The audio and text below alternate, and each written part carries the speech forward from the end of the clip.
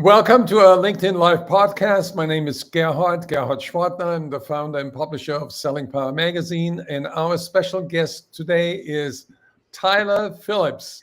He is director of product with Apollo.io, a company that I love and use. I use that product because it helps me get the right phone numbers for my leads and the right emails.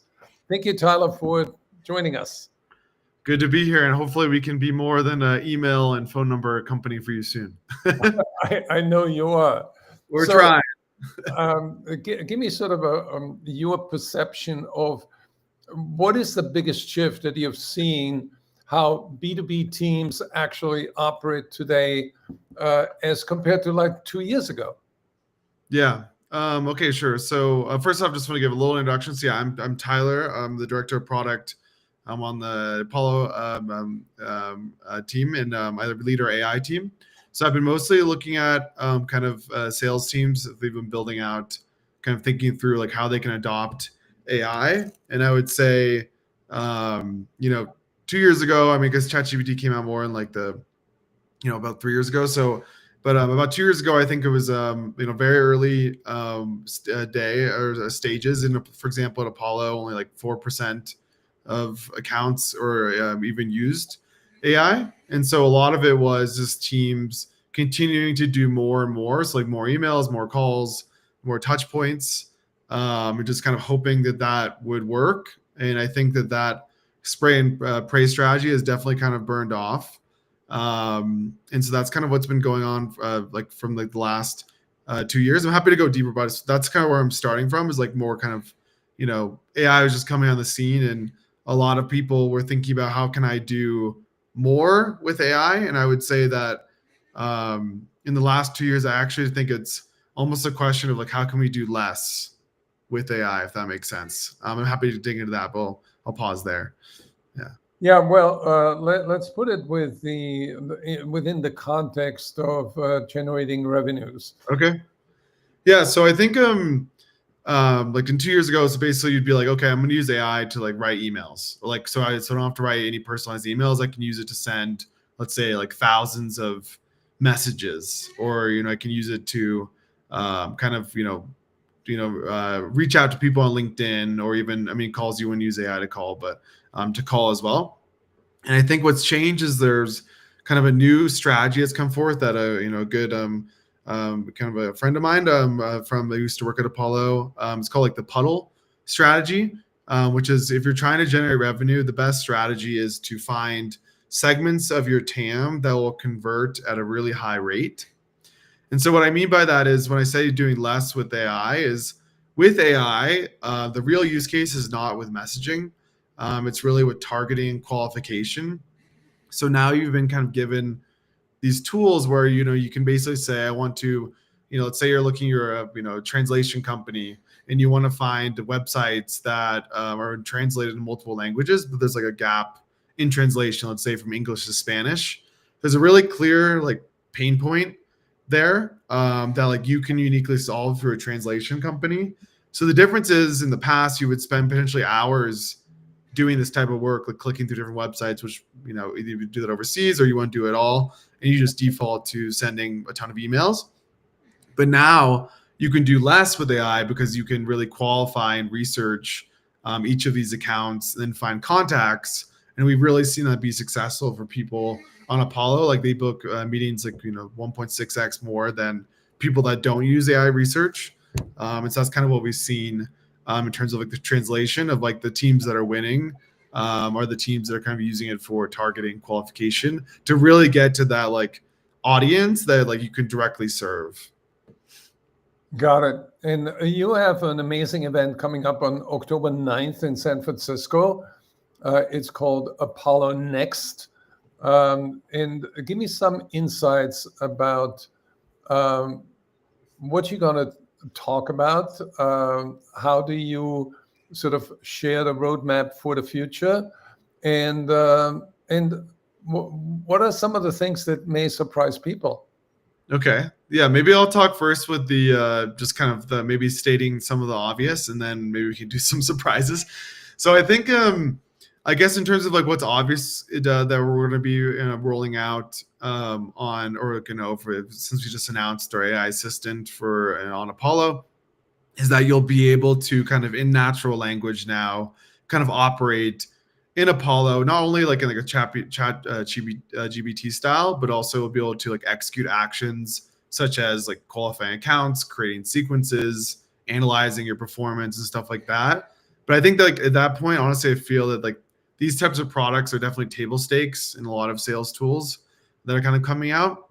I think the two other edges or kind of areas that might be a bit more surprising is one, Apollo is traditionally viewed as like a data tool, but we do have more like many like end-to-end products. We have pre-media insights, we have records management, we have kind of our call recording product, or we're going to be announcing a few other like kind of like inbound outbound products, as well as our workflows advanced products.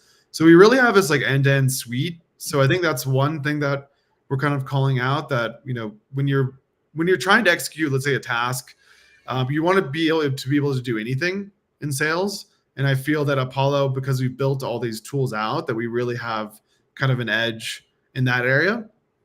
So that's the first surprising thing, that we are multi-product. You'll be able to operate in natural language, which is, I guess, the not surprising part.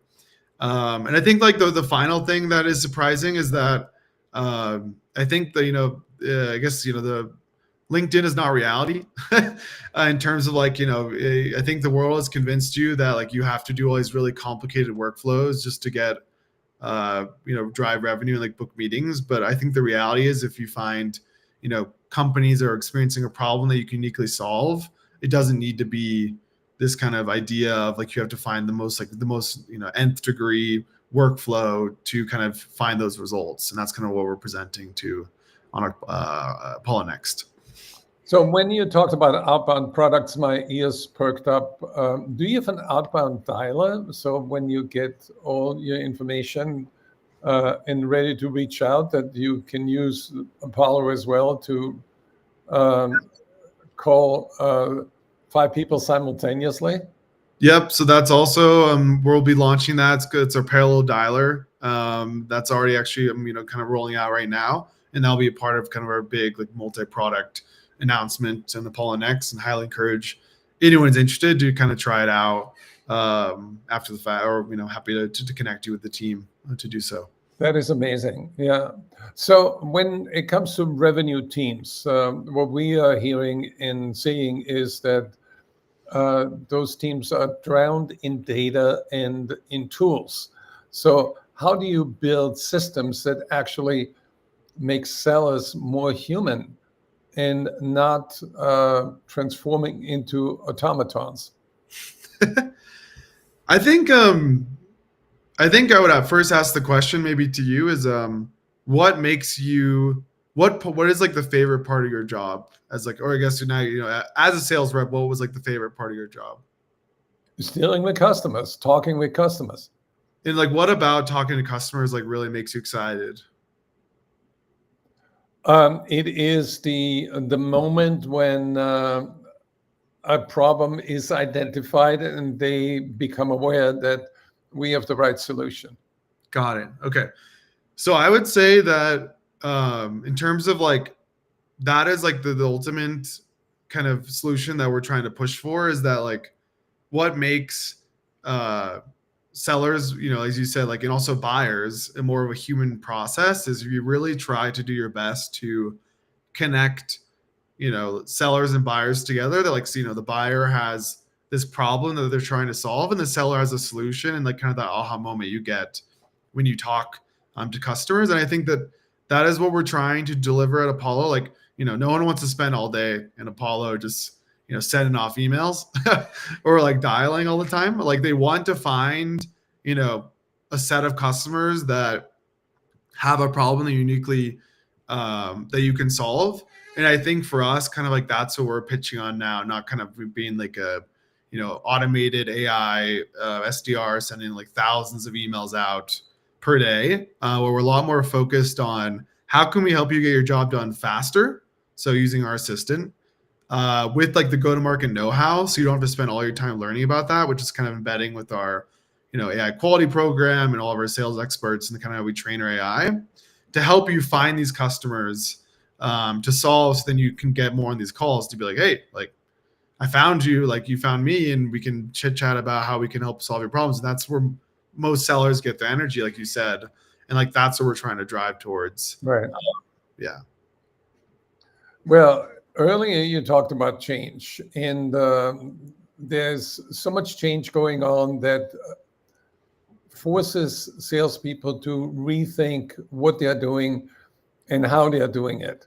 And new technology requires more capabilities. So, what should sales leaders and salespeople be thinking about right now to stay more competitive? So I guess the question you're trying to ask is like, okay, it's like, is it in terms of like the sales leaders themselves or the teams or both? It's really both because we are drowning in a sea of change, Yeah. and swimming against the current is not working. Yeah. So when you're caught in a riptide, you swim sideways. So it's the same in that current of and chaos. What and if I had to answer your question, I would say that salespeople need to become clarifier in that sea of chaos, and that's one capability that I think is very much needed, where you accurately diagnose what is happening in the moment now. Mm-hmm. What do you think? Yeah, I think whenever I think about like staying competitive, I always come back to like kind of what like Jeff Bezos said about like what's not going to change in 10 years. And in this case, I think what's not going to change for sales within the next 10 years is that you know your customer better than anyone else, and you're able to effectively communicate to that customer, and then you have the product to actually solve their problem. As a sales org, you don't necessarily own the third one, which is the product. But I do think as people that are kind of, in, sales orgs, whatever, you do have the ability to know your customer better than anyone else and then be able to effectively communicate in words that make sense to them.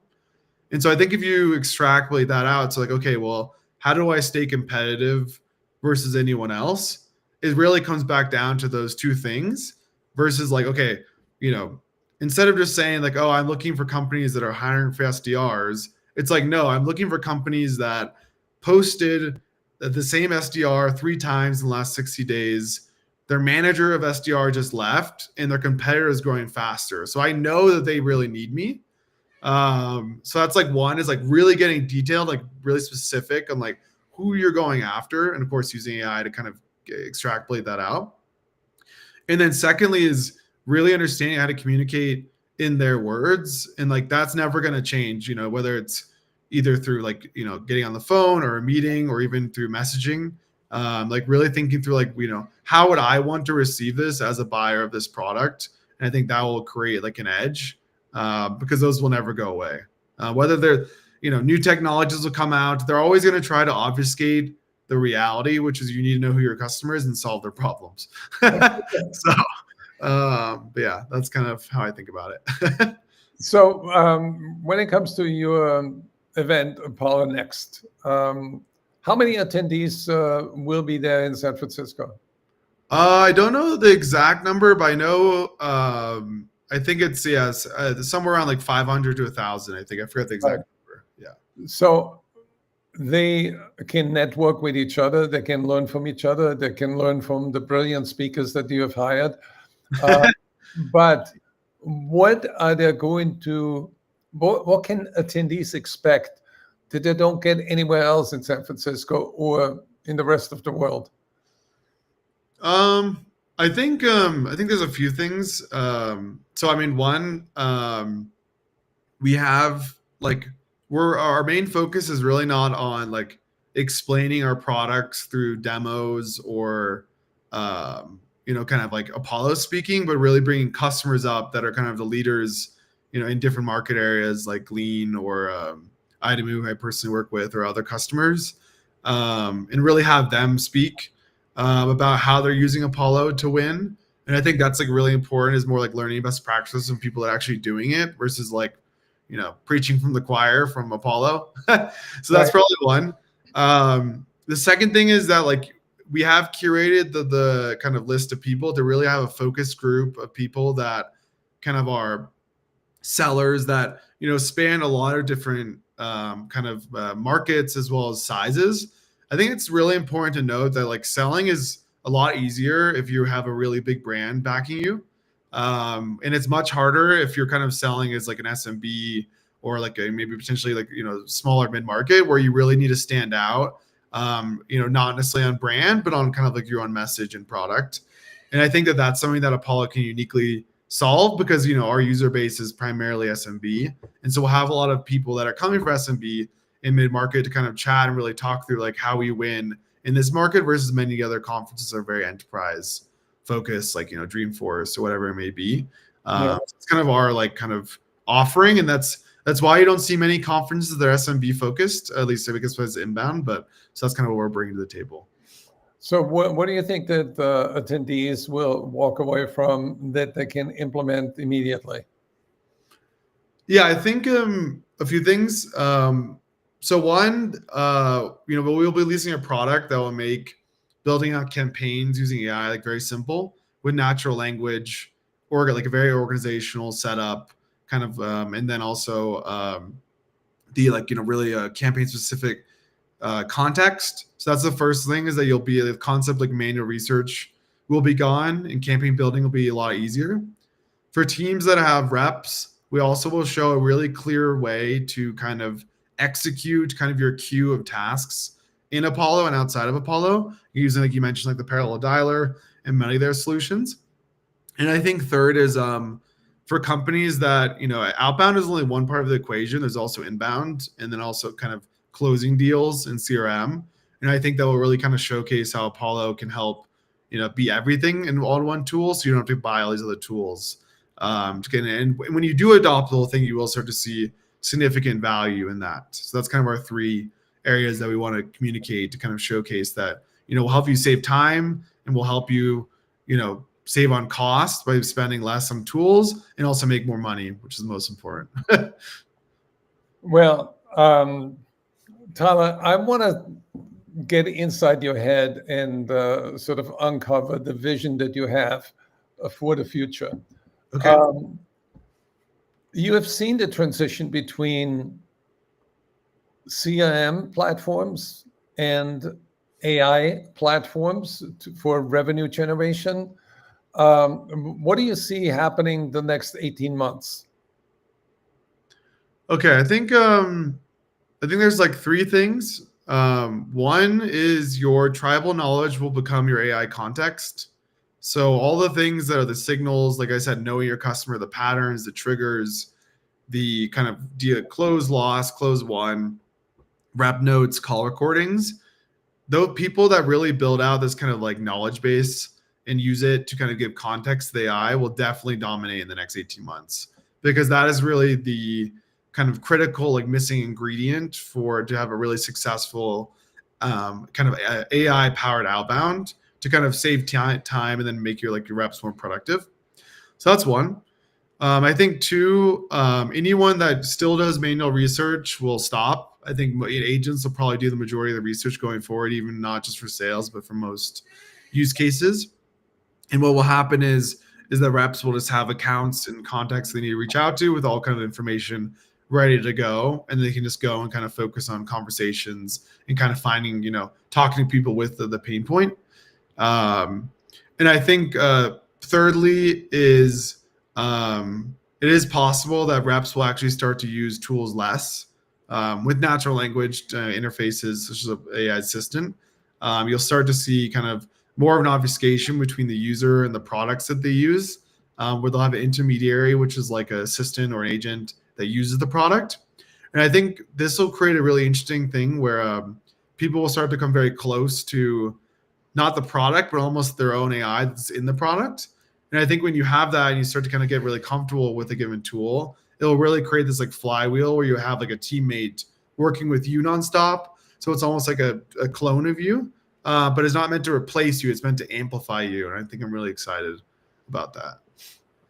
So that makes me curious about what you're observing when you observe your own salespeople using your product. What kind of feedback do you get from them, and what are the sort of the moments of satisfaction that you feel as the product director that your baby is growing up and is doing well? Yeah, I think I mean, I'll just since we just released our assistant, I think I can talk through that journey. I would say like generally in the market, most people are pretty discouraged by any new AI tool at this point because there's just so much AI slop out there.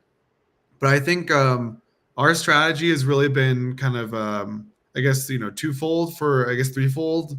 One is we want it to be really easy to use, so you don't have to adopt a new tool. So our assistant's embedded like in our app, and you don't have to do anything new. Just kind of use Apollo in that way. The second thing is that we really focus on having like better data and like context foundations, so you can provide as much context as possible to the AI and use our data to kind of really get the best outputs. And I would say thirdly, which is kind of like to your point about working with our sales teams, is we've literally hired prompt writers like from our sales teams and like external sales agencies kind of to work directly with us. So that's been really good to have like people that have lived it actually the ones building it. So it's like built for sales by sales. And then secondly is which is rare in kind of the builder space to see people in sales also building products. And then the second thing is also we've had our internal sales teams really give a lot of feedback as we kind of iterated through kind of building our AI assistant out and kind of testing it, giving feedback. And it was pretty let's say need a lot of work in the beginning, but now we're starting to see for kind of more advanced use cases like building a workflow or optimizing a sequence, we're seeing like really good feedback because we really imbued the best practices like of go-to-market experts into it. And I think that's kind of really been exciting for me to have that kind of come out. Yeah. That's amazing. You have a lot of great technologists in your organization, but obviously, judging by the success in the marketplace for Apollo, you must have a really amazing sales We team definitely as well. do. Yeah, definitely. I mean, it's been we added our new CRO, Adam, and then we had Matt Curl, our COO, join last year. So I think it's kind of been a pretty incredible transformation, kind of with our sales team that was mostly inbound focused beforehand to kind of really be like full stack inbound and outbound. It's been really good to see. Well, I suggest two things to our audience today. Educate yourself, head over to apollo.io, and also sign up for Apollo Next, because that's where the big ideas come from, not just by listening to the customer success stories that you hear on stage, but also you learn from your peers. And that's what I like about this conference, that it's not a product parade or a demo fest. It's celebrating customers and celebrating success and transferring best practices. Like those are like nuggets that you can use to make 2026 a much better year. Definitely. And I would say one call to action is it might seem like a lot of sales teams are adopting AI, but quite frankly, that's definitely like not true. Even on like Apollo, we're still only at like a quarter of teams have adopted Apollo or adopted AI. And if you looked at like a recent report by Claude, it was only like 3% of like all sales reps in the US or something like that. So I would just like challenge that, like, as you think about the future, think about it more as like we're here to augment our sales teams with AI, not to replace. And then when you have that mindset, it's much easier to adopt because it's there to support you, not to replace you. And I think that's really important. And that's very early. We're still very early kind of in this kind of market. And I think, it's going to be very exciting to kind of ride the wave all together. There's a lot to do. Absolutely, but also, you bring up an excellent point. You cite a statistic that you got from Claude, and it makes me immediately think about the stats from the Gartner Group and from Forrester and from Deloitte, and everybody has different numbers. They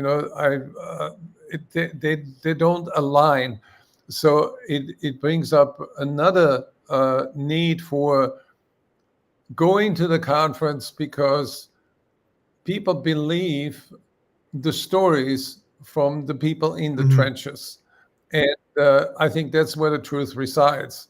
And you need to discover your own truth, what works and what doesn't work. And that's why I love what you're doing. Definitely. I mean, I think it's like everyone kind of is on their own journey to figure out. Sorry, it's 8%, not 3%. I have to correct that. Versus like 37% for like software engineers. I think yeah. So I think everyone has their own journey to kind of discover what works and what doesn't. But definitely like would not stop at just using AI for messaging. That's kind of the common first use case that people try it for, because there's a lot more exciting things happening more in like the targeting and qualification space. Anyways, just my 2 cents. Awesome.